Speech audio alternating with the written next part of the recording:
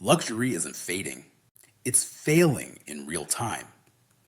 For a generation, the $1 million American home was the loudest proof that you had made it. Not just wealth, but permanence. A front door that said, I'm not renting my life anymore. I own the ground.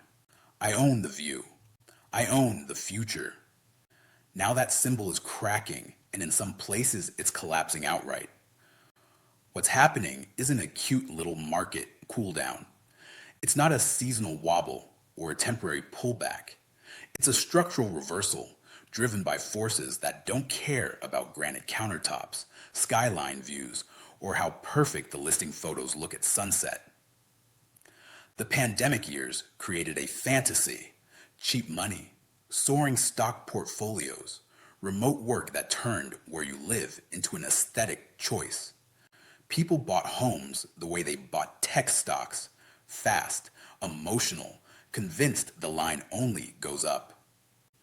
Builders saw demand and assumed it was destiny. Investors saw price growth and assumed it was skill. Then, the bill arrived. Interest rates didn't just rise. They weaponized math against anyone depending on leverage. Monthly payments jumped. Buyer pools shrank. The I'll refinance later crowd ran out of later. At the same time, the high-income job machine started coughing. Tech, finance, and venture-backed companies did what they always do when the cycle turns. They cut. When the top of the income ladder shakes, luxury housing shakes first, because luxury isn't a need. It's confidence made into a mortgage. And a third force hit that nobody wants to talk about directly, because it's not comfortable: climate and insurance. In more and more places, the cost to simply exist in a high-end home is rising faster than wages, faster than rents, faster than resale values. Premiums climb, coverage shrinks, deductibles balloon, and buyers do what buyers do when risk becomes visible. They hesitate. $1 million home used to be a trophy. In some markets, it's starting to look like a trap. Tonight, I'm taking you through 10 American cities where the $1 million home is disappearing, not just from price tags, but from the story we told ourselves. These are places that were supposed to be invincible, the kinds of cities that got written into the new mythology of American wealth. And that's the point. If it can break here, it can break anywhere. Now, before we go city by city, understand the mechanism. Luxury markets don't collapse because people suddenly hate nice things. They collapse because the buyers at that level are optional. They can wait. They can rent. They can relocate. They can buy later. They can buy somewhere else. Luxury is demand with confidence attached. When confidence leaves, luxury becomes inventory. So let's start with a city that still looks rich from the outside. 10. Seattle. Glass towers. Soft demand. Seattle's skyline still gleams against the water, polished and expensive, like a promise that never expires. But inside that shine, something has shifted. In the boom, Seattle luxury was driven by a simple formula: high salaries, stock compensation, and a belief that tech would keep expanding forever. Homes weren't just homes, they were balance sheets. A condo was a portfolio decision. A waterfront unit wasn't shelter, it was a status asset that felt as stable as a blue chip. Then the cycle turned. When large employers trim payrolls and slow hiring, the first thing that disappears is the marginal buyer. The guy who would have stretched for the nicer place. The couple who would have upgraded early. The executive who would have paid for convenience instead of commuting time. At the same time, a wave of new luxury supply that started years ago kept arriving. Developers don't build based on today's market. They build based on yesterday's optimism. That lag is deadly. It means inventory keeps growing even as demand dries up. So you get a new Seattle reality. Listings sitting longer, multiple price cuts, sellers chasing the market down, and buyers with leverage for the first time in years. And that creates a psychological break. A luxury condo that can't sell stops being prestige. It becomes, why is nobody touching it? A unit that once attracted bidding wars starts collecting dust. And once that happens, the entire building feels different. Not glamorous, vulnerable. Seattle isn't broke. It's just not certain anymore. And uncertainty is poison to luxury pricing. 9. Denver. The view is still there. The math isn't Denver. Still sells the lifestyle perfectly. Mountains, outdoor culture, bright neighborhoods. The sense that you can build a strong life without the chaos of the coasts. But the luxury boom in Denver wasn't built on deep local wealth alone. It was fueled by transplants and remote workers, people arriving with bigger paychecks and bigger equity gains, paying prices locals wouldn't have considered normal. That kind of demand is powerful, but it's also fragile because it's not rooted. It's mobile, and the moment the incentives change, it moves again. Now add two pressures that hit Denver buyers hard, carrying costs and risk. Property taxes and insurance don't feel like a big deal when your home is climbing in value every quarter. They feel like a punch to the throat when the price flattens and then starts sliding. Wildfire seasons and smoke events aren't theoretical anymore. They are seasons on the calendar. Insurers price that reality in. And buyers do too, even if they don't say it out loud. So Denver ends up in a classic late cycle situation. High-end inventory grows. Days on market stretch out. Sellers compete against each other, and buyers become ruthless. They don't chase, they wait. They negotiate. They walk away. The mountains still look the same. The premium buyers used to pay for them does not. 8. Austin. The cool city that built too much Austin is the perfect case study in what happens when hype becomes a business plan. During the boom, Austin wasn't just a city, it was a narrative. The new tech capital, the freedom city, the place where you could live like a king compared to California. It attracted talent, founders, investors, and a flood of construction. Luxury in Austin wasn't only purchased for living, it was purchased for identity. Buyers weren't just buying homes, they were buying membership in the future. Then the future got more complicated. Startups learned that fundraising isn't guaranteed. Hiring slowed. Hybrid work changed the logic of moving. And the city's construction surge kept delivering units that were designed for a buyer who suddenly wasn't showing up. Here's the trap. Austin faces. New luxury supply is shiny, but it competes directly with itself. If there are 10 similar high-end condos in the same zip code, buyers don't feel urgency. They feel options. And when buyers feel options, they demand discounts. They demand concessions. They demand perfection. Suddenly, sellers are not negotiating from strength. They're negotiating from fear. They start offering rate buydowns, closing credits, furnished units, anything to move a property. That's what a turning market looks like. Incentives that would have been laughed at 2 years earlier become standard. Austin still has culture. It still has energy. But the housing market doesn't trade on vibe. It trades on scarcity and income. And right now, scarcity is weaker than it was, and the income story is less certain. 7. Nashville. When a hot city meets a cold market. Nashville had its own version of the boom, a flood of relocations, a lifestyle pitch, and a sense that the city had discovered an endless pipeline of newcomers with money. Luxury followed that story. New builds, high-end renovations, glossy listings that felt like they were designed for a music video. But hot markets depend on momentum. They need the next buyer to believe the last buyer got a good deal. When that chain breaks, it breaks fast. As affordability tightens and high-income job growth slows, demand thins. And Nashville's luxury market has another problem. A chunk of the buying was investor-driven.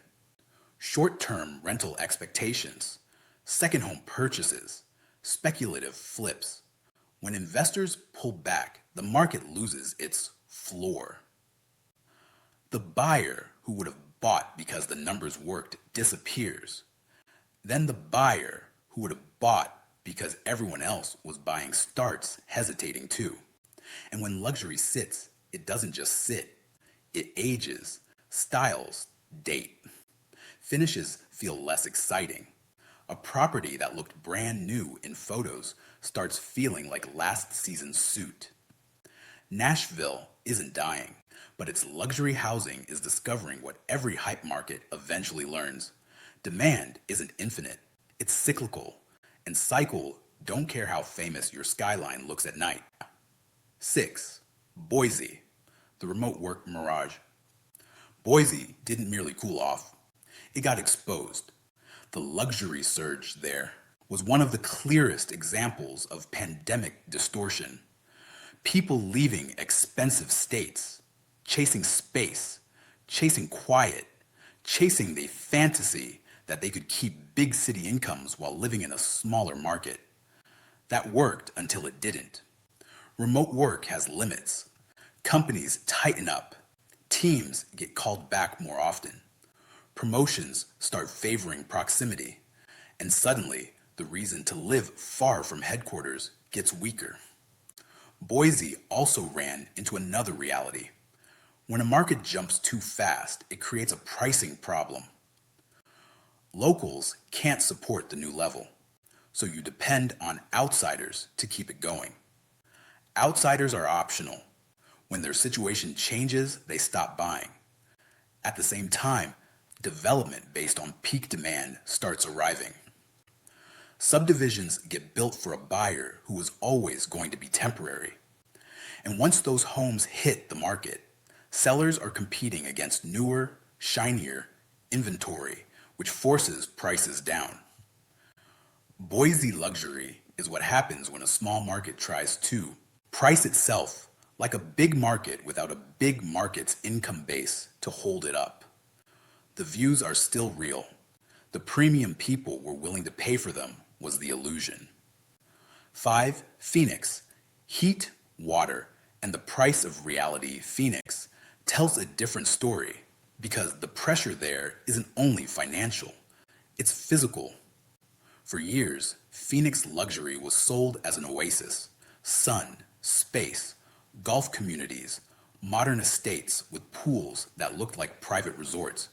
And for a while, the deal made sense. You could buy more house for the money. You could live large. But the environment is no longer background scenery. It's part of the contract. Extreme heat isn't just uncomfortable, it's expensive. It hits energy costs, maintenance costs, and long-term desirability. Water constraints aren't just political headlines. They affect development, landscaping, and buyer psychology. And insurance doesn't care about marketing. It prices risk.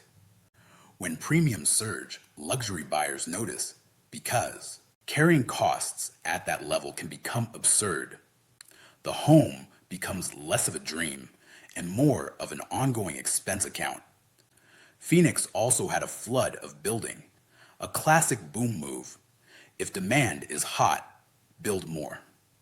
The problem is that once supply catches up, the market stops rewarding sellers for being early. In a market where risk is rising and inventory is expanding, luxury prices don't just soften, they reprice. They reset to a new reality where buyers demand compensation for the risk they're taking on. Phoenix luxury is learning a harsh lesson. A beautiful home can lose value if the location starts feeling like a liability. 4. Raleigh. The venture capital hangover. Raleigh and the Research Triangle became synonymous with modern growth. Biotech, tech services, smart people, strong schools, clean neighborhoods. It looked like one of the safest growth stories in America. Luxury buyers love safe growth. They love the idea that their expensive home is supported by a stable engine. Universities, research, employers, a pipeline of talent.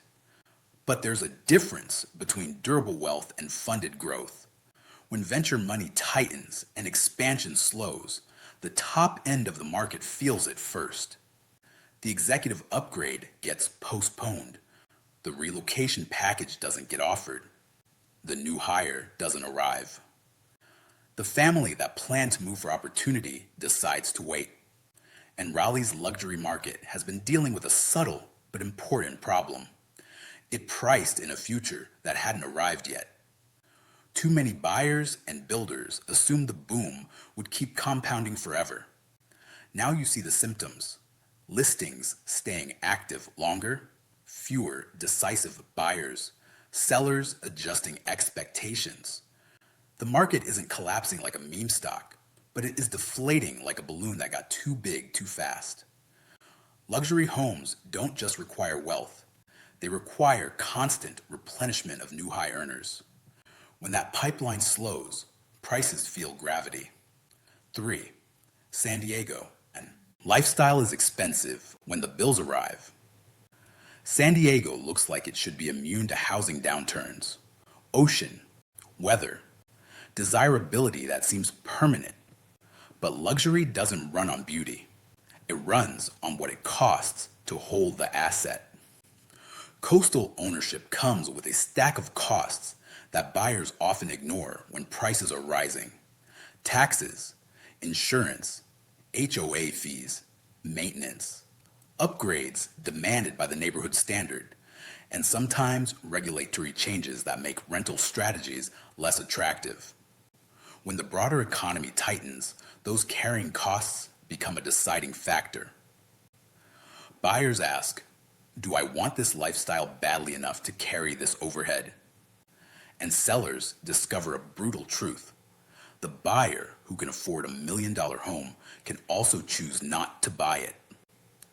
San Diego's luxury market is also affected by changing work patterns. If you don't have to be near an office, you don't have to pay coastal premiums. And if you do have to be near an office, many buyers realize they can't justify the cost of the dream anymore. San Diego remains desirable, but desirability doesn't guarantee liquidity, and luxury pricing depends on liquidity.